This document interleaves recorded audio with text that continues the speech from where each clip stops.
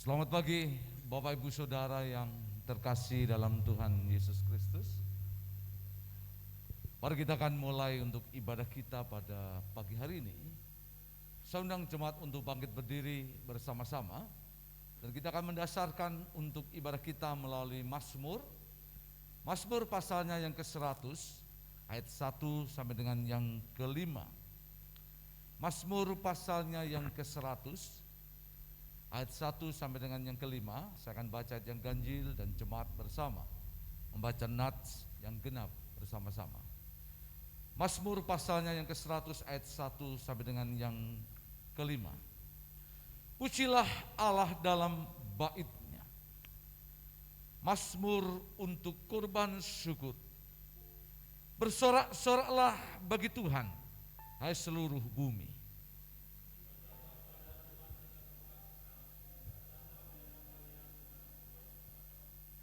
Ketahuilah bahwa Tuhanlah Allah. Dialah yang menjadikan kita dan punya dialah kita, umatnya dan kawanan domba gembalaannya.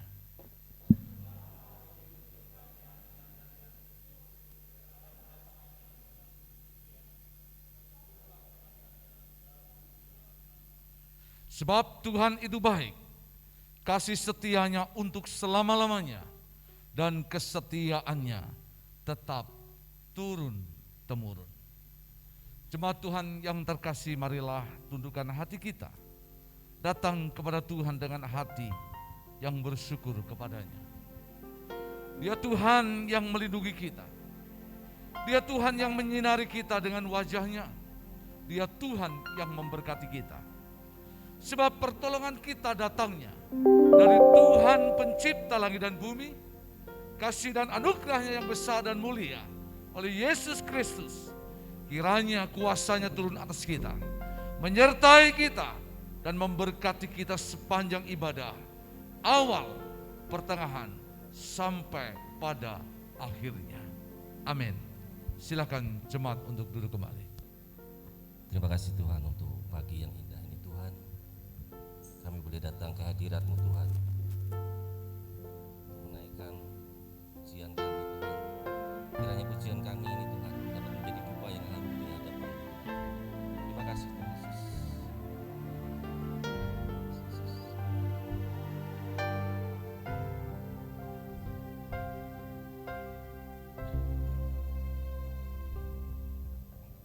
Kau yang terindah di dalam hidup ini,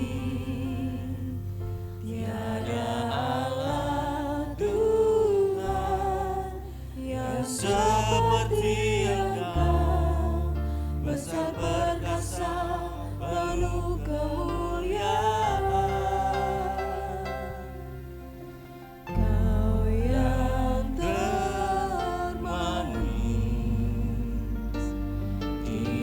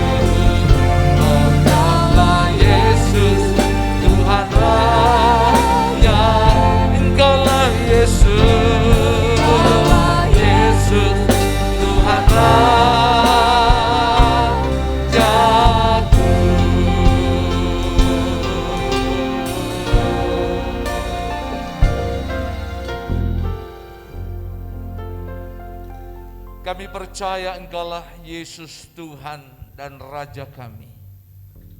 Biarlah setiap lutut akan bertelut dan setiap lidah boleh mengaku bahwa Engkau Yesus adalah Tuhan atas langit, bumi, serta yang ada di dalamnya. Untuk itu jemaat yang terkasih, marilah tundukkan hati kita. Sebelum kita akan berdoa menyerahkan ibadah kita pada pagi hari ini, marilah dengan segenap iman dan percaya kita akan bersama untuk mengucapkan pengakuan iman Rasul yang ada. Mari kita akan bersama untuk berkata, aku percaya kepada Allah Bapa yang Maha Kuasa, Khalik langit dan bumi, dan kepada Yesus Kristus, anak yang tunggal Tuhan kita, yang dikandung daripada Roh Kudus, lahir dari anak darah Maria, yang menderita sengsara di bawah pemerintahan Pontius Pilatus, disalibkan, mati dan dikuburkan, turun dalam kerajaan maut. Pada hari ketiga bangkit pula dari antara orang mati, naik ke surga, duduk di sebelah kanan Allah Bapa yang Maha Kuasa. Dari sana ia akan datang untuk menghakimi orang yang hidup dan yang mati. Aku percaya kepada Roh Kudus, gereja yang kudus dan am, persekutuan orang kudus, pengampunan dosa, kebangkitan tubuh dan hidup yang kekal. Membawa dan menyerahkan seluruh ibadah kami pada pagi hari ini ke dalam tangan Tuhan. Kiranya Tuhan berkenan membawa setiap hati kami masuk dalam hadirat Tuhan. Terlebih hamba berdoa memberkati setiap pelayan Tuhan, hamba Tuhan yang mengambil bagian dalam pelayanan pekerjaan-Mu. Tuhan sucikan, kuduskan hati mereka, layakkan mereka. Tutup bungkus mereka dalam kuasa darah Yesus. Setiap talenta yang ada Tuhan memberkati dan Tuhan menolong, sehingga pelayanan pagi hari menjadi sesuatu yang baik dan memuliakan Tuhan. Untuk itu kami berdoa menyerahkan setiap jemaat Tuhan yang hadir, diberkatilah Bapak Ibu Saudara sekalian dengan berkat yang besar yang daripada Tuhan. Buka hatimu dan terima dengan segenap iman pengharapan di dalam Tuhan. Terima kasih Bapa, kami berdoa dan menyerahkan seluruh ibadah kami pada pagi hari ini. Dan kami sudah berdoa di dalam nama Tuhan kami Yesus yang siap untuk terima berkat Tuhan. Kita akan bersama berkata, amin. Berikan kemuliaan bagi Dia. Haleluya, haleluya, haleluya. Silakan duduk, Tuhan berkati kita. Shalom. Shalom. Iya. Tentu saja kita sebagai umat Tuhan, ketika ada masalah kita jangan mau kalah. Karena kita diciptakan untuk jadi pemenang dan lebih daripada pemenang. Lebih daripada pemenang.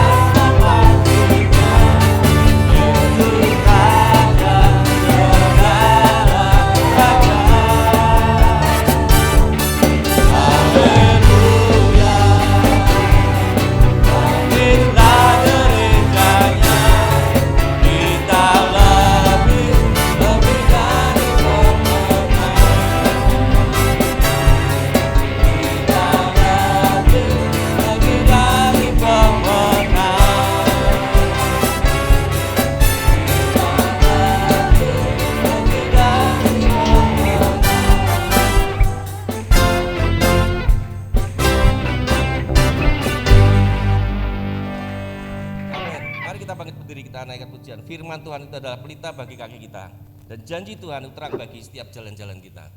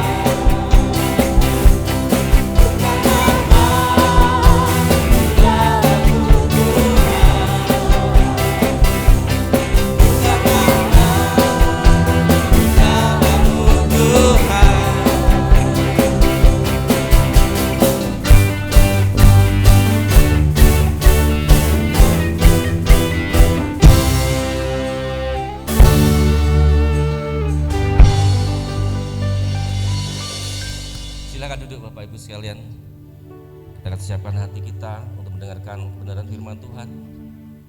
Di tengah masalah yang ada saat ini, di tengah pandemi COVID-19 yang ada di sekitar hidup kita, dan mungkin masih banyak kesulitan-kesulitan yang lain yang ada dalam hidup kita, kita percaya ada Tuhan yang tidak pernah meninggalkan kita. Ada Tuhan yang selalu bersama kita, dan bersama Tuhan kita akan sanggup melewatinya.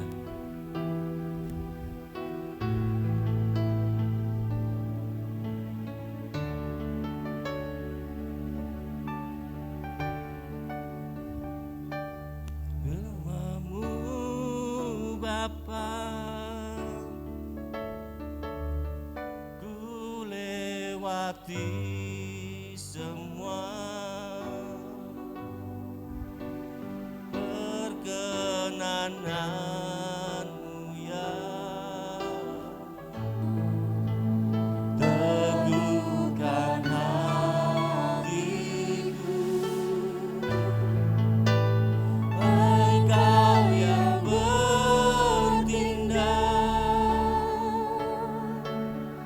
memberi pertolongan,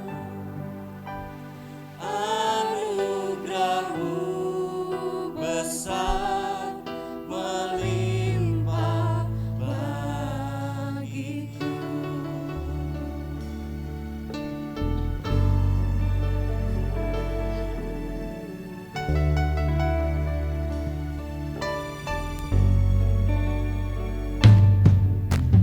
Kau ada bersamaku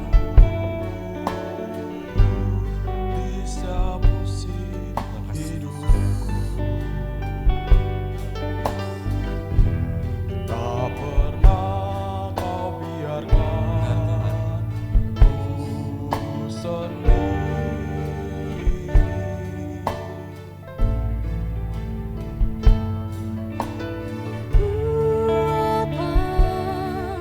Di jiwaku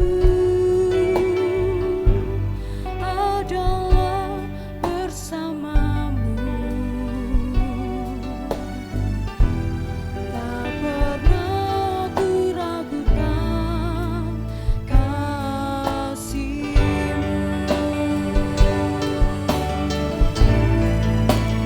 Bersamamu Bapa,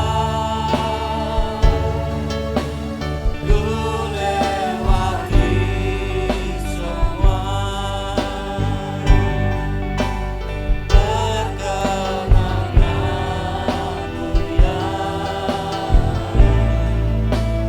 teguhkan hatiku, Engkau yang bertindak, memberi pertolongan,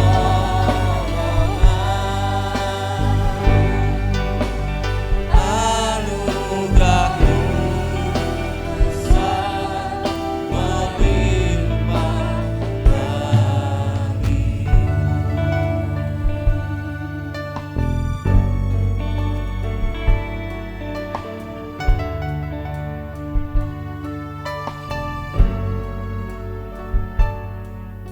Engkau ada Bersamaku di setiap musim hidupku, tak pernah Kau biarkan ku sendiri.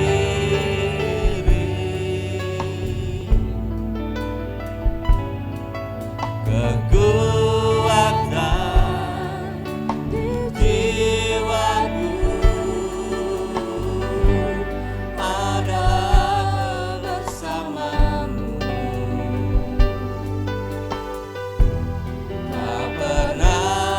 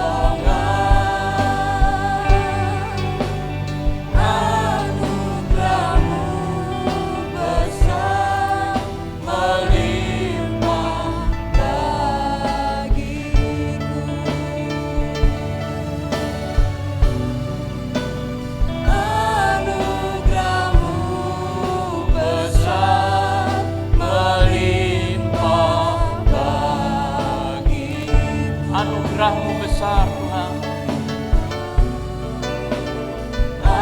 Anugerah-Mu besar melimpah bagiku.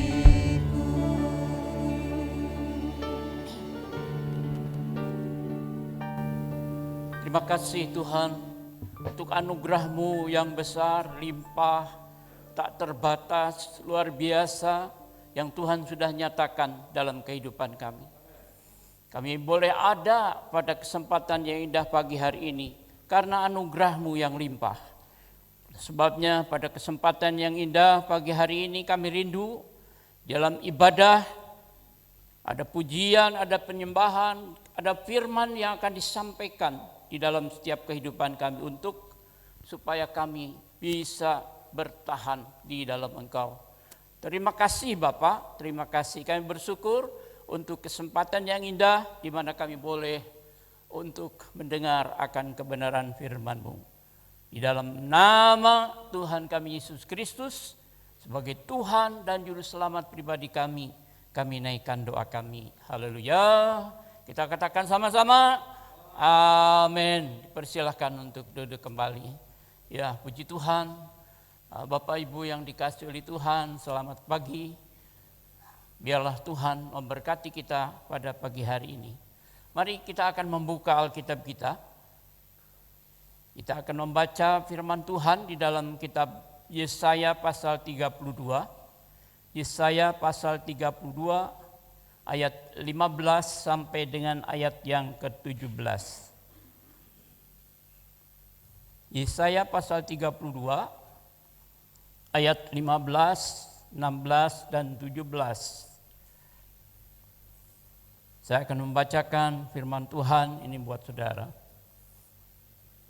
Sampai dicurahkan kepada kita roh dari atas, maka padang gurun akan menjadi kebun buah-buahan, dan kebun buah-buahan itu akan dianggap hutan. Di padang gurun selalu akan berlaku keadilan, dan di kebun buah-buahan akan tetap ada kebenaran. Di mana ada kebenaran, di situ akan tumbuh damai sejahtera, dan akibat kebenaran ialah ketenangan dan ketentraman untuk selama-lamanya. Amin.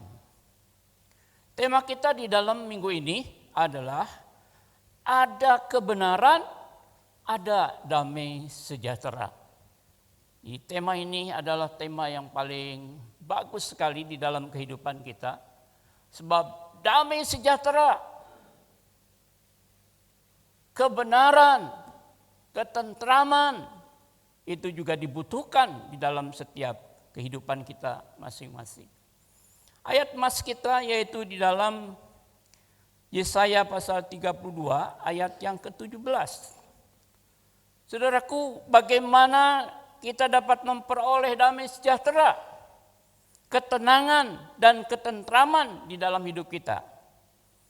Yesaya 32 ayat 17 berkata, ketiga hal tersebut di atas sumbernya adalah kebenaran ilahi.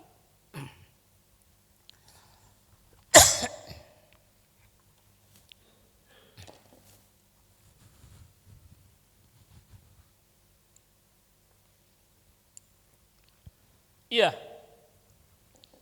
Puji Tuhan, Bapak Ibu Saudara yang dikasihi oleh Tuhan. Yesaya 32 ayat 17 tadi berkata, ketiga hal tersebut yaitu damai sejahtera, terus kemudian kebenaran, ketentraman, saudaraku, sumbernya tidak ada lain adalah kebenaran ilahi. Jadi kebenaran kita itu tidak bermanfaat ya di dalam kehidupan kita. Tapi kebenaran ilahi itu yang harus kita miliki di dalam kehidupan kita. Di mana ada kebenaran ilahi, firman Tuhan berkata, akan tumbuh damai sejahtera, Akibat kebenaran ilahi ialah ketenangan dan ketentraman untuk selama-lamanya. Bagaimana kita untuk dapat memperoleh kebenaran ilahi? Kita kembali, saudaraku yang dikasihi oleh Tuhan, kepada firman Tuhan yang terdapat di dalam kitab Mazmur pasal 119. Tadi pujian juga disampaikan ayat yang ke-105. Yaitu kita perlu untuk mencintai firman Allah. Kalau kita rindu mengalami kebenaran ilahi, kita harus belajar untuk mencintai firman-Nya. Bukan hanya untuk dapat menyampaikan firman, tapi belajar untuk mencintai firman. Belajar mendengar dengan baik dan kemudian belajar memperhatikan dengan sungguh-sungguh dan belajar untuk melakukannya di dalam seluruh aspek kehidupan kita. Itu artinya mencintai firman. Maka firman itu akan menjadi pelita di dalam kehidupan kita dan menjadi jalan dalam kehidupan kita. Dan menjadi terang yang dapat menerangi di dalam kehidupan kita, sehingga kita tidak berjalan di dalam kegelapan lagi. Tadi Yesaya pasal 32 ayat yang ke-15, saya akan tekankan di sini ayat yang ke-17 ya. Yesaya pasal 32 ayat yang ke-15 ya. Ayat yang ke-15 berkata, sampai dicurahkan kepada kita roh dari atas, maka padang gurun akan menjadi kebun buah-buahan, dan kebun buah-buahan itu akan dianggap hutan. Artinya kebun buah-buahan itu akan melimpah dengan buah-buahnya, sehingga menghasilkan buah yang melimpah. Saudaraku yang dikasihi oleh Tuhan, sehingga orang yang di sekitarnya itu dapat mendapatkan berkat yang besar dan luar biasa. Saudaraku yang dikasihi oleh Tuhan, jadi pada saat Roh Kudus itu dicurahkan di dalam kehidupan seseorang, di dalam kehidupan siapapun, maka ada satu perubahan di dalam kehidupan kita. Ada satu pemulihan di dalam kehidupan kita. Sehingga nama Tuhan yang dipermuliakan. Firman Tuhan berkata, maka padang gurun akan menjadi kebun buah-buahan, dan kebun buah-buahan akan menjadi hutan.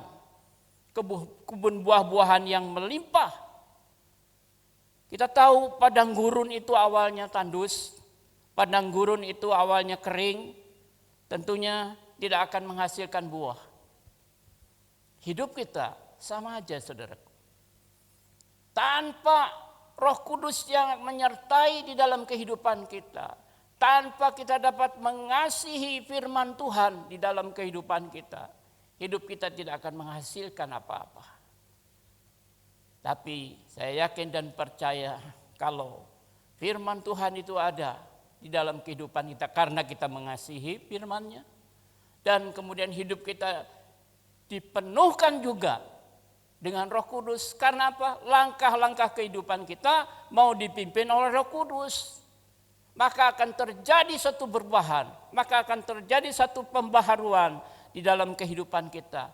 Hidup ini bisa menghasilkan buah yang luar biasa, yang akan membuat perubahan dan pembaharuan menjadi luar biasa di dalam kehidupan kita.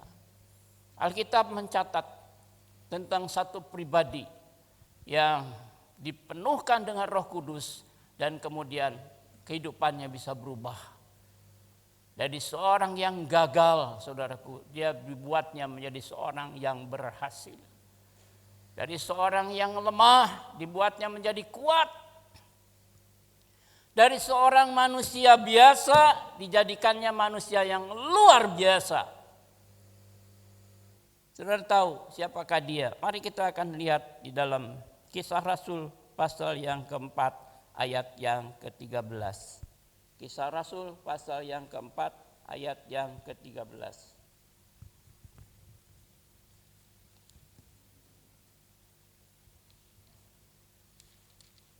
Ya, Kisah Rasul pasal 4 ayat yang ke-13.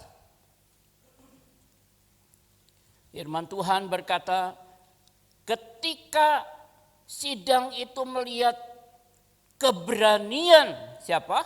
Petrus dan Yohanes, dan mengetahui bahwa keduanya orang biasa yang tidak terpelajar, heranlah mereka, dan mereka mengenal keduanya sebagai pengikut Yesus.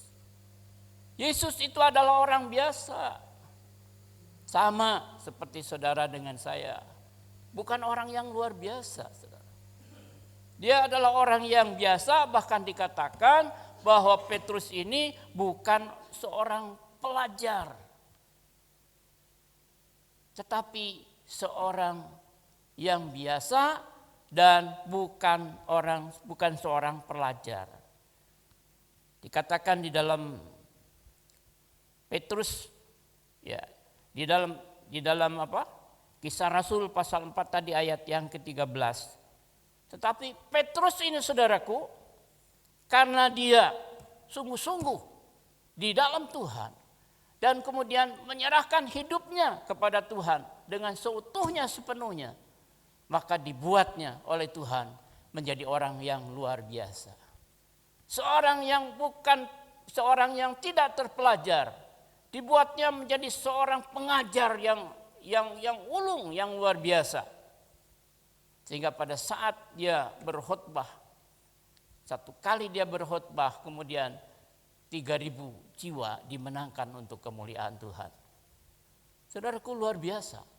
Dia adalah orang biasa, bukan terpelajar.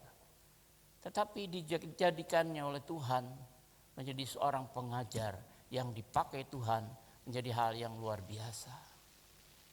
Itulah sebabnya kita sangat membutuhkan Roh Kudus di dalam seluruh aspek kehidupan kita, sehingga harusnya nama Tuhan itu dipermuliakan di dalam kehidupan kita. Di mana ada kebenaran, saudaraku, di situ ada damai sejahtera. Dan di mana ada kebenaran, di situ juga ada ketentraman di dalam seluruh aspek kehidupan kita. Ya, saudaraku yang dikasihi oleh Tuhan, Petrus ini adalah seorang murid Yesus. Tetapi pada satu saat dia pernah gagal di dalam mengikuti Yesus. Karena apa? Dia mengkhianati kepada Yesus. Sama dengan Yudas. Yudas yang pertama mengkhianati Yesus. Kemudian diikuti oleh Petrus yang mengkhianati Yesus. Saya katakan mengkhianati karena apa? Petrus menyangkal Yesus sampai 3 kali. Tetapi puji Tuhan, saudaraku yang dikasihi oleh Tuhan, kalau Yudas itu memiliki hidup diakhiri dengan bunuh diri. Tetapi Petrus dia memiliki hidup yang penuh dengan penyerahan hidup yang total kepada Tuhan untuk berusaha memperbaiki setiap kesalahan yang ada. Sehingga Petrus menjadi bangkit kembali, saudaraku, dan kemudian dia menyerahkan hidup secara total kepada Tuhan melalui pertobatan-pertobatannya. Siapakah Petrus? Kalau kita lihat di dalam Injil Yohanes pasal 13 ayat 4 sampai dengan ayat 9, saudaraku. Pada saat Yesus membasuh kaki murid-muridnya, Petrus tidak mau dibasuh, saudara. Tapi setelah dia melihat pengertian mengenai pembasuhan itu adalah wujud kasih yang harus dinyatakan di dalam seluruh aspek kehidupan kita. Kemudian dia berkata, Tuhan, biarlah aku tidak hanya kakiku yang dibasuh, tetapi tangan dan semuanya itu dibasuh. Artinya dia berani, saudaraku, untuk seperti mandi itu. Ya, perkataannya memang seperti itu, ceplas-ceplos gitu, saudara. Tapi pada saat satu kali Yesus bertanya kepada Petrus, Petrus, menurut kamu siapakah aku ini?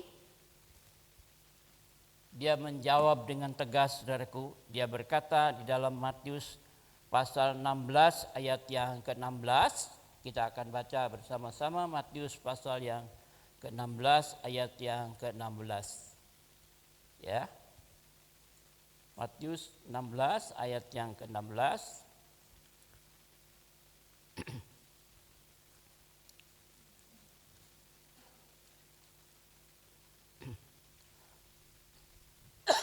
Ya. Matius 16 ayat yang ke-16.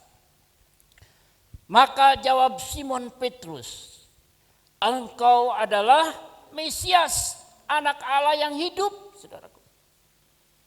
Tuhan Yesus berkata apa di dalam ayat berikutnya? Kata Yesus kepadanya, berbahagialah engkau Simon bin Yunus, sebab bukan manusia yang menyatakan itu kepadamu, melainkan Bapakmu yang di surga. Saudaraku yang dikasihi oleh Tuhan, pengakuan kepada Yesus sebagai Mesias itu adalah sangat penting di dalam kehidupan kita. Kalau kita bisa mengaku Yesus sebagai Mesias, maka kita akan bisa menyerahkan hidup untuk Dia sepenuhnya, seutuhnya. Dan ini sesungguhnya yang ditunggu-tunggu oleh Yesus di dalam jawaban Petrus yang tepat.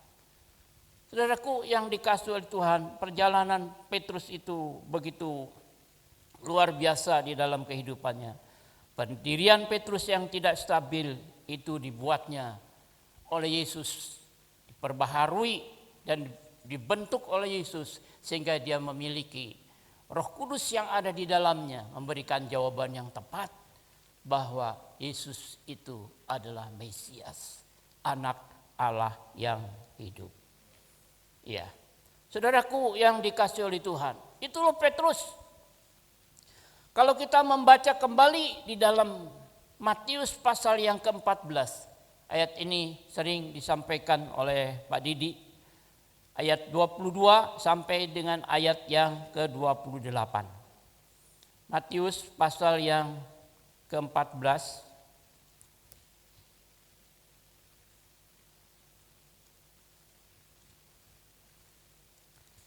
Matius pasal yang ke-14 ayat 22 sampai dengan ayat yang ke-28. Sesudah itu Yesus segera memerintahkan murid-muridnya. Jadi yang diperintahkan itu murid-muridnya semua. Pada waktu itu genap, masih ada 12 ya. Sesudah itu Yesus segera memerintahkan murid-muridnya naik ke perahu dan mendahulinya ke seberang. Sementara itu ia menyuruh orang banyak pulang.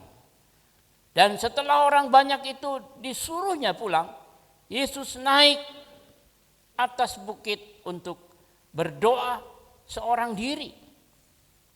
Ketika hari sudah malam, ia sendirian di situ. Ayat 24, perahu murid-muridnya sudah beberapa mil jauhnya dari pantai dan diombang-ambingkan oleh gelombang karena angin sakal. Kira-kira jam 3 malam datanglah Yesus kepada mereka berjalan di atas air. Ketika murid-muridnya melihat, tiba-tiba mereka terkejut dan berseru, "Itu hantu!" Lalu berteriak-teriak karena takut. Tetapi segera Yesus berkata kepada mereka, "Tenanglah, aku ini, jangan takut." Perhatikan ayat yang ke-28 dan 29. Lalu Petrus berseru dan menjawab dia, "Tuhan, apabila engkau itu, suruhlah aku datang kepadamu berjalan di atas air." Ayat berikutnya kata Yesus, "Datanglah." Maka Petrus turun dari perahu dan berjalan di atas air mendapatkan Yesus. Saudaraku yang dikasihi oleh Tuhan, kita akan perhatikan ayat yang ke-28 dan 29. Kalau Yesus berjalan di atas air, kita tidak akan kaget. Sebab apa? Sebab dia Tuhan. Dia memiliki otoritas tertinggi di surga maupun di bumi. Dia bisa memberhentikan angin sakal dengan berkata tenang.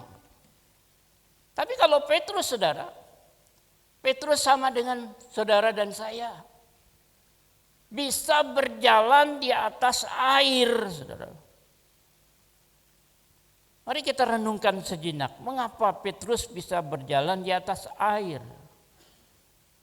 Kemampuan Petrus bisa berjalan di atas air adalah kemampuan Petrus disebabkan karena imannya yang bisa menghadirkan kuasa Allah.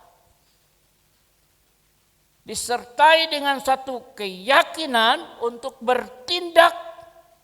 Dengan kata lain, bertindak di dalam nama Yesus. Jadi Petrus memiliki keberanian iman yang dapat ditindakkan dengan keyakinannya bahwa Yesus itu adalah sanggup memberikan pertolongan. Dia tahu, dia sama dengan murid-muridnya. Dia memiliki ketakutan. Tapi dia yakin dan percaya. Oleh sebab itu ayat yang ke-29 tadi berkata, tetapi ketika ayat yang ke-29 kata Yesus, datanglah. Maka Petrus turun dari perahu dan berjalan di atas air mendapatkan Yesus. Saudaraku yang dikasihi oleh Tuhan, iman yang menghasilkan kuasa Allah, yaitu iman yang disertai dengan keyakinan untuk bertindak. Itulah sebabnya kita perlu, istilahnya meneladani Petrus ini, saudaraku. Karena apa? Kehidupannya selalu dibaharui dengan satu kehidupan yang luar biasa. Hanya dua, dia hanya mengasihi firman dan kemudian dia mau hidupnya dipimpin oleh Roh Kudus. Ini penting di dalam kehidupan kita untuk mengasihi firman dan hidup dipimpin oleh Roh Kudus supaya menghasilkan damai sejahtera, supaya menghasilkan ketenteraman, supaya menghasilkan juga ketenangan di dalam hidup kita. Sebab di dalamnya ada satu kebenaran yang luar biasa di dalam seluruh aspek kehidupan kita. Saudaraku yang dikasihi Tuhan, ada seorang nabi yang bernama Habakuk. Ya, ada seorang nabi, saudaraku, yang bernama Habakuk. Ya. Pada satu kali di dalam ayat yang pertama, saudaraku, saya akan bacakan Habakuk pasal yang pertama.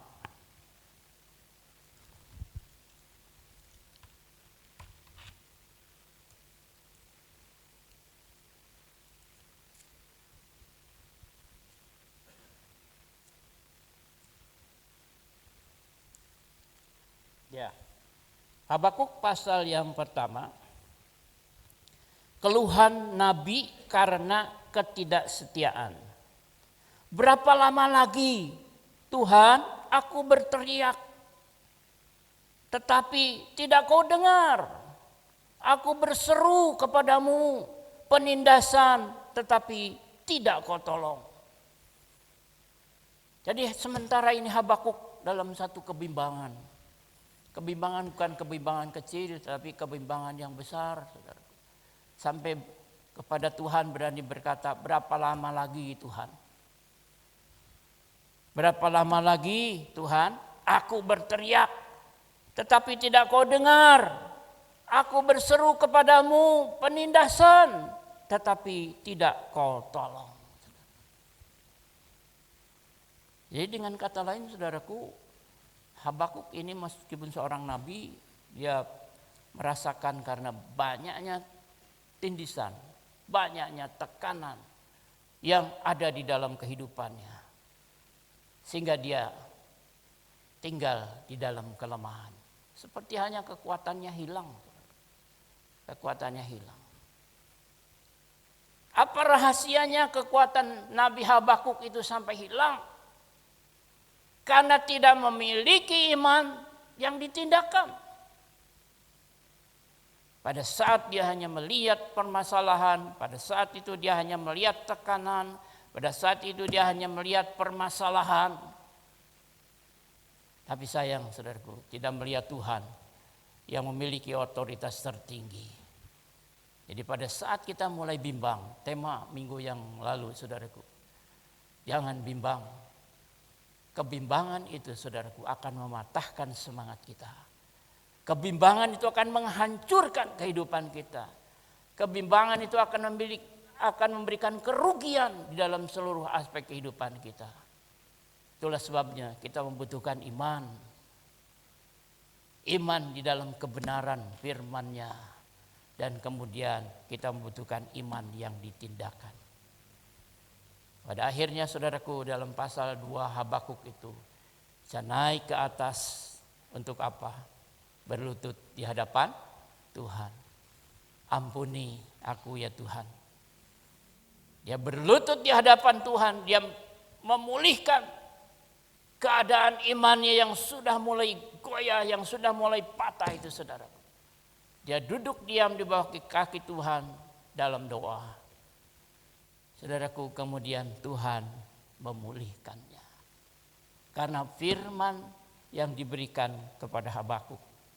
Jadi oleh orang percaya itu hanya hidup oleh imannya. Saudaraku yang dikasihi oleh Tuhan. Kalau saudara melihat di dalam Habakuk pasal yang ketiga. Ya, dalam Habakuk pasal yang ketiga ayat yang ke-17. Sekalipun pohon ara tidak berbunga, pohon anggur tidak berbuah, hasil pohon zaitun mengecewakan, sekalipun ladang-ladang tidak menghasilkan bahan makanan, kambing domba terhalau dari kurungan, dan tidak ada lembu sapi dalam kandang. Namun aku akan bersorak-sorak di dalam Tuhan, beria-ria di dalam Allah yang menyelamatkan aku.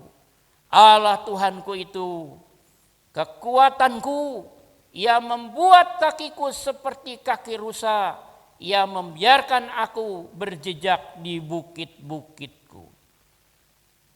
Saudaraku yang dikasihi oleh Tuhan, pada saat Habakuk ada bersama dengan Tuhan, kekuatan itu dipulihkan kembali.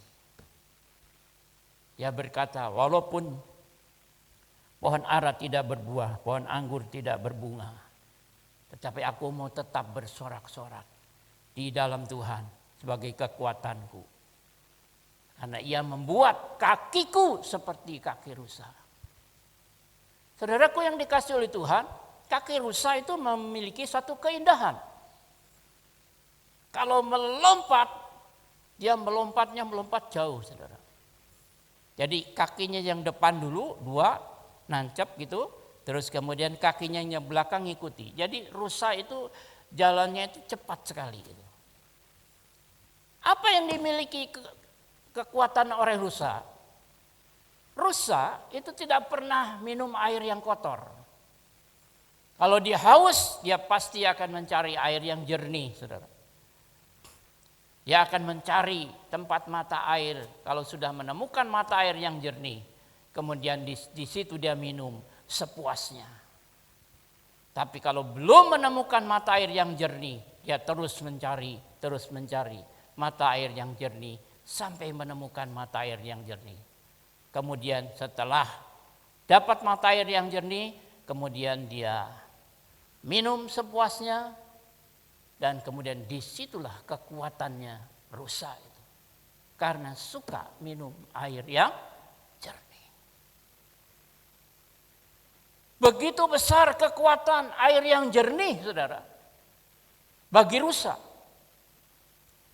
Demikian juga sesungguhnya kita. Orang yang hidup di dalam Tuhan. Artinya disebut orang yang percaya. Kita harus minum air yang jernih. Hanya ada 2 air yang jernih itu, yaitu firman Allah dan kemudian Roh Kudus. Kita harus mau hidup dipimpin oleh Roh Kudus. Kita harus mau hidup dipimpin oleh firman-Nya. Karena dua hal inilah yang memberikan kekuatan di dalam seluruh aspek kehidupan kita. Kita akan memiliki kekuatan seperti kekuatan kaki rusa. Melangkah, berjalan di tebing-tebing sekalipun, di batu-batu sekalipun, rusa itu saudaraku tidak akan pernah dia mengalami ketakutan. Karena apa?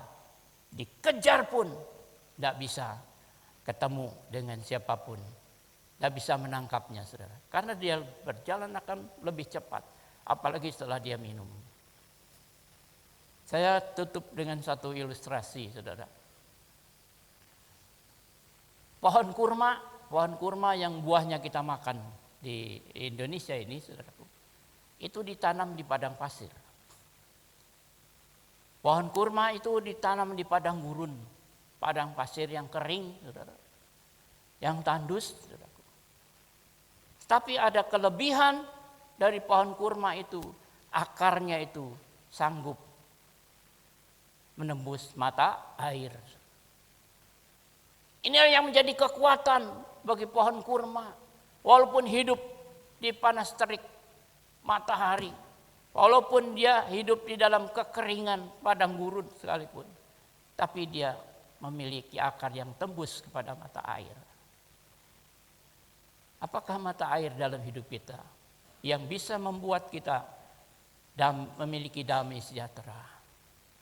Apakah mata air yang kita butuhkan di dalam hidup kita yang bisa memiliki ketenangan, yang bisa memiliki damai sejahtera, yang bisa memiliki ketentraman di dalam hidup ini, saudaraku? Mata air kita tidak ada lain adalah firman Tuhan, tidak ada lain adalah Roh Kudus.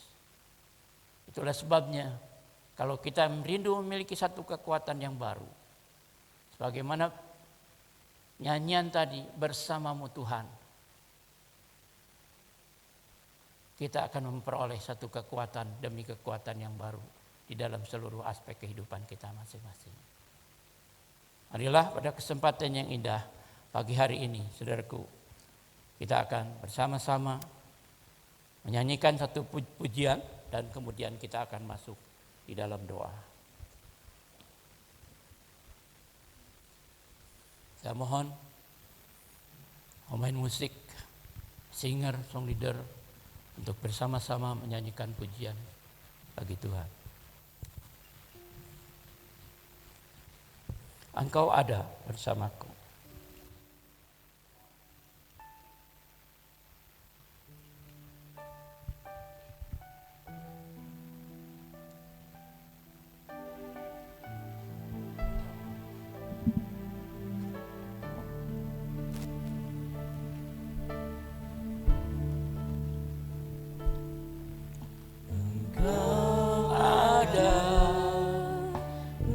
Bersamaku di setiap musim hidup, tak pernah kau biarkan ku sendiri.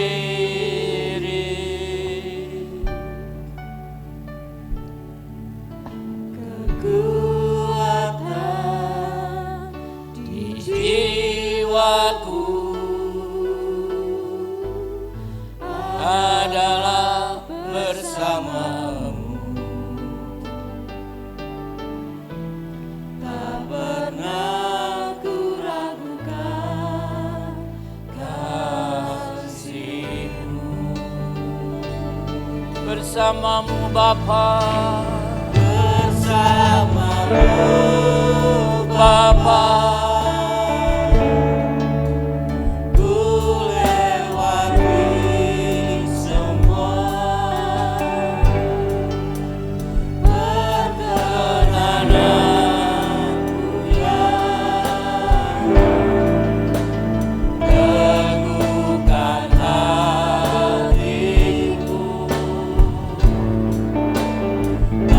Engkau yang berkuasa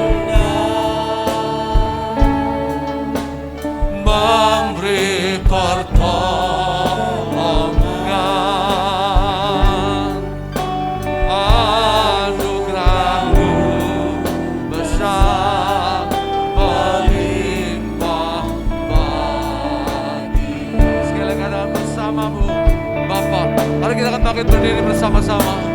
Bersamamu Bapa, ya Bapa. Terima kasih Bapa untuk setiap kasih anugerah-Mu. Menyatakan kerjakan bagi setiap kehidupan kami.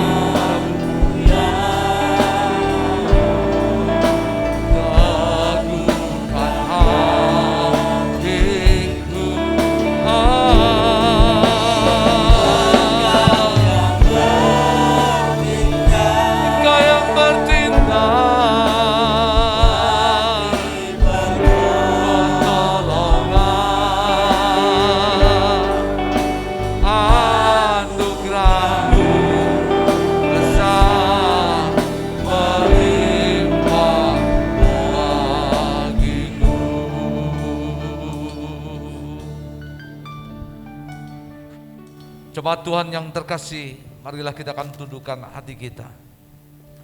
Hari ini kita diingatkan satu kebenaran firman Tuhan. Di mana ada kebenaran, di situ ada damai sejahtera, ada ketenangan, dan ada ketentraman. Kita belajar hari ini bagaimana seorang Petrus yang dekat dengan Yesus, yang tinggal senantiasa bersama dengan Yesus dimanapun Yesus ada, dan Petrus ada di sana. Tapi kita belajar dan melihat bagaimana seorang Petrus yang pernah berkata, engkau hantu, tidak dapat membedakan Yesus dengan hantu. Petrus menyangkal Yesus sampai 3 kali. Bahkan ketika Yesus bangkit pun, Yesus berkata kepada Petrus, apakah engkau mengasihi aku lebih daripada semuanya ini?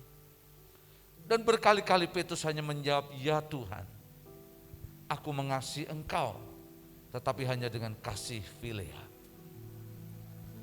Tetapi lihat bagaimana ketika Roh Kudus datang, hadir dalam kehidupan seorang Petrus, hidup Petrus diubahkan.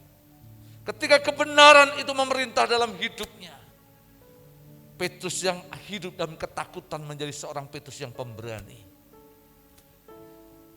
Petrus yang pernah menyangkal Yesus 3 kali. Petrus yang mampu untuk merespon panggilannya dan menjadikan pekerjaan Tuhan bekerja dan berjalan dahsyat luar biasa. Hingga sampai pada satu titik Petrus pun disalib dengan kepala di bawah, tanpa ketakutan dan tanpa kekhawatiran. Ada damai sejahtera, ada ketenangan, ada ketentraman. Kita belajar dengan Habakuk, nabi yang kebingungan karena apa yang dia lihat tidak seperti apa yang dia pikirkan. Umat Israel Yehuda yang hidup dalam ketidaktaatan.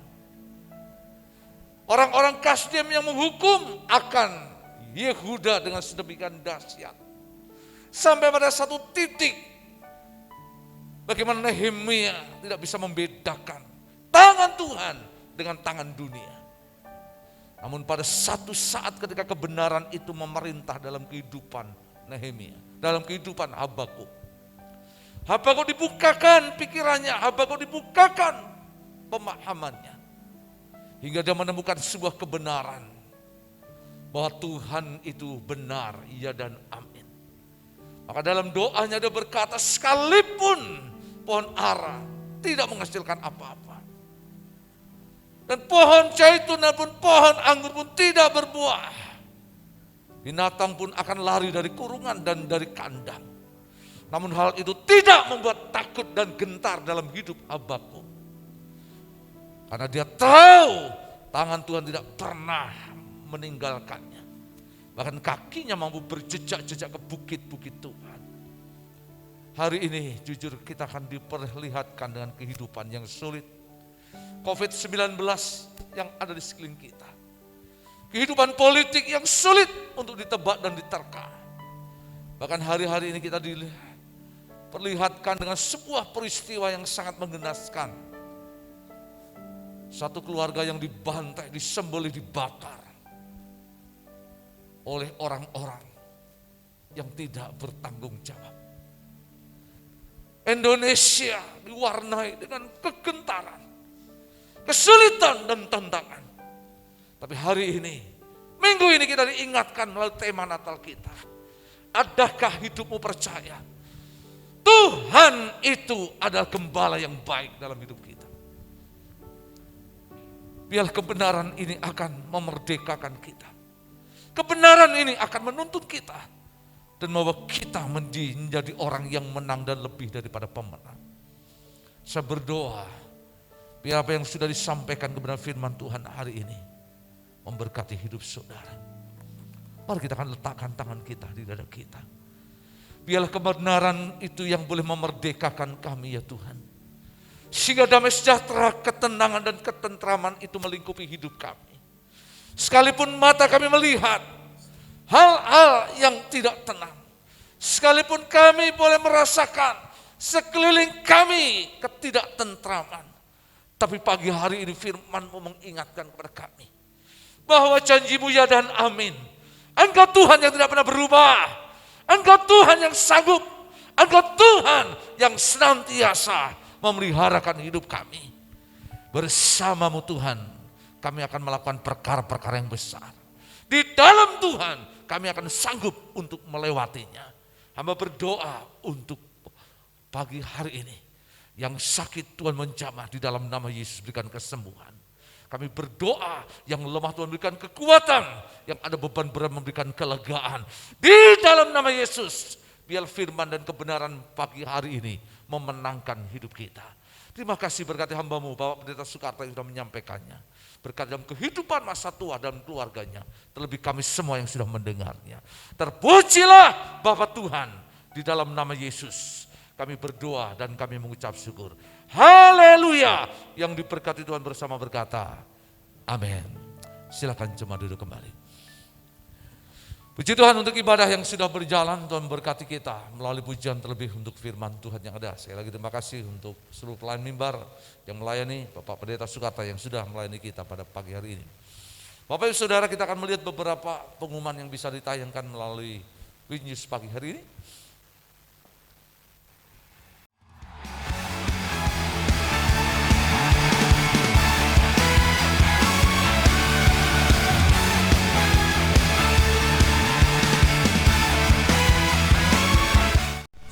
Shalom, puji Tuhan untuk ibadah yang telah berlangsung. Berkat Tuhan telah dicurahkan melalui pujian serta firman Tuhan. Mari kita simak di news minggu ini. Dalam kebaktian 1, 2, dan 3 minggu yang akan datang akan disertai dengan perjamuan kudus. Untuk itu seluruh jemaat dapat mempersiapkan hati untuk menerima perjamuan kudus tersebut.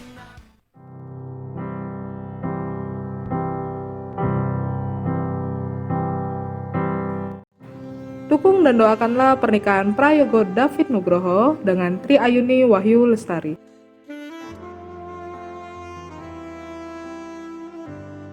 Pada hari Sabtu, 12 Desember 2020 jam 10 pagi di Jatisari, Ungaran.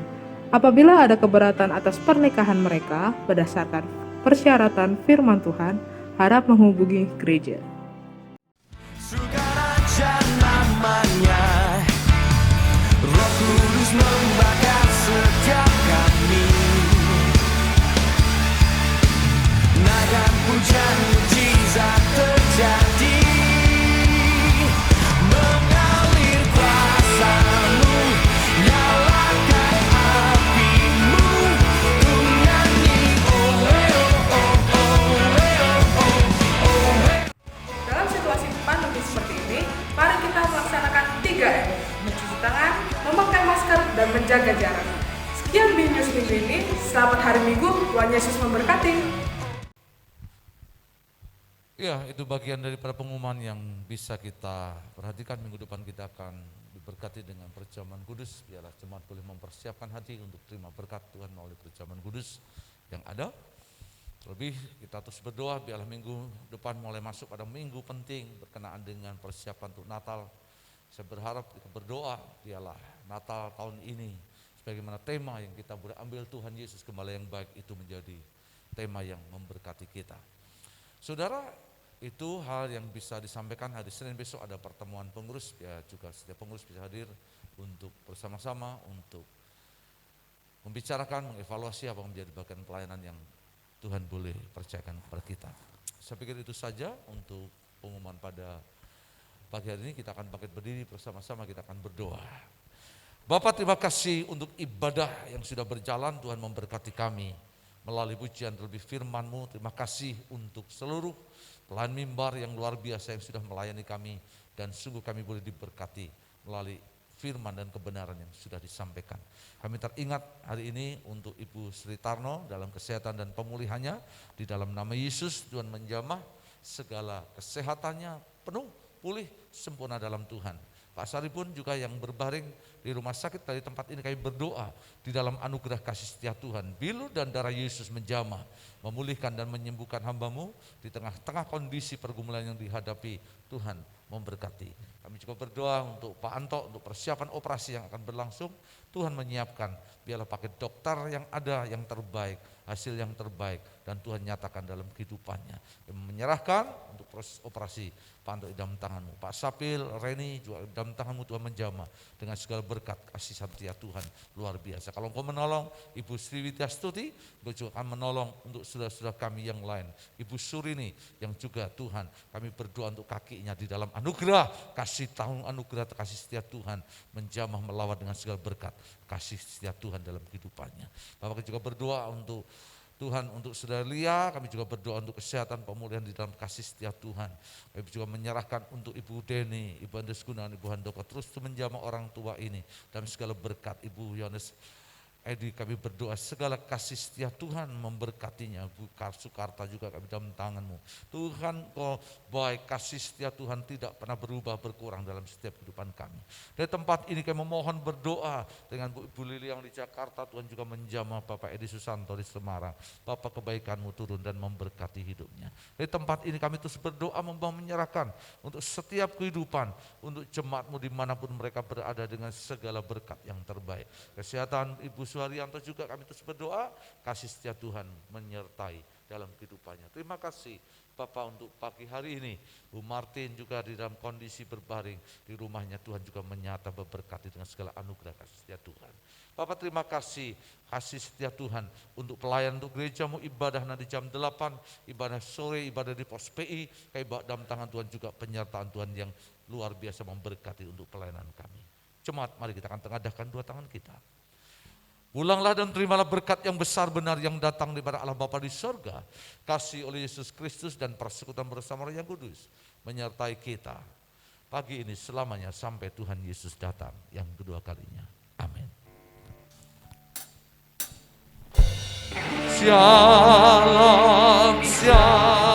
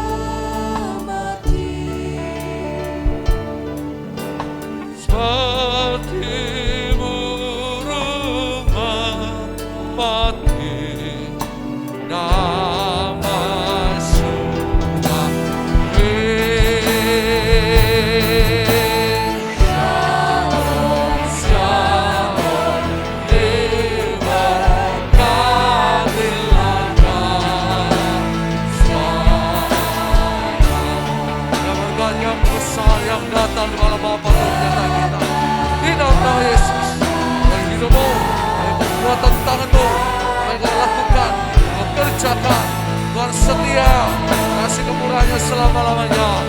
Terpujilah Bapa Tuhan yang kekal, Allah yang ajaib, Tuhan yang luar biasa. Yes.